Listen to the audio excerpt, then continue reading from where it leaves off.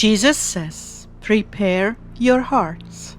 Consider what is most important in your life. June 29th, 2023. Words from Jesus through Sister Clare, spoken by Jackie. Jesus began, make your hearts ready, my people. Consider what is most important in your life. Weigh these things now before calamity strikes your nation. What means the most to you?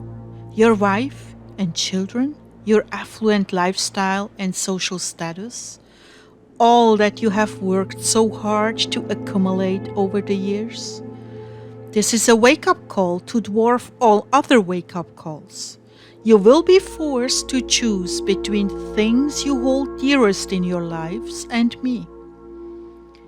You will no longer be able to sit on the fence or skate by. You will be backed into a corner where you will be forced to see your wife and children die, or you will deny me.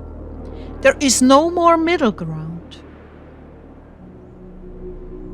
If you die before you die, when you die, you will never die.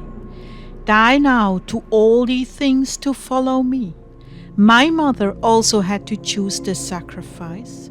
She knew my fate and why it had to be that way. She prepared all her life from the time Simeon told her that a sword would pierce her heart until the very moment that it did. You see, our hearts are one. When the Romans pierced my heart, they pierced hers as well, even to the point where she suffered from heart damage for the rest of her days.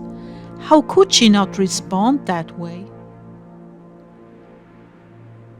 Do you suppose she suffered because of my torture and death? Do you suppose she suffered because she would no longer have my loving embrace? Did she suffer this heart damage because I would no longer be able to support her in her necessities? Or because I died a shameful death between two thieves, like an outcast? No, my beloved ones, none of the above entered her mind or even bothered her. What tore her heart to pieces was her people's rejection of their long-awaited Messiah. What crucified her very being was the fate of her people who denied their Messiah. Be careful not to allow this very same tragedy to grip you in that moment of truth, that moment of ultimate sacrifice, when you see your children mutilated and killed. Do not let the horrific consequences of their self-serving way of life contaminate your judgment. In that moment, I will comfort your children, I will comfort you, and together we will rejoice in paradise, in the goodness of eternal life. In that moment, I will strengthen you.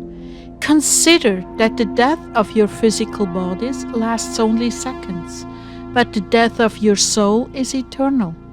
I'm pleading with you, prepare yourselves for the hardest trials you have ever suffered. This is where the rubber meets the road.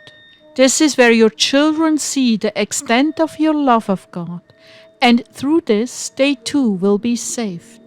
It has been said, the living will envy the dead. Truly, this will be so. On that day you will count yourselves lucky to be separated from your physical body and give up your soul to me. Prepare for this, my beloved ones. Prepare, because it is coming. Some of you will make this ultimate choice. Prepare, and I will be with you.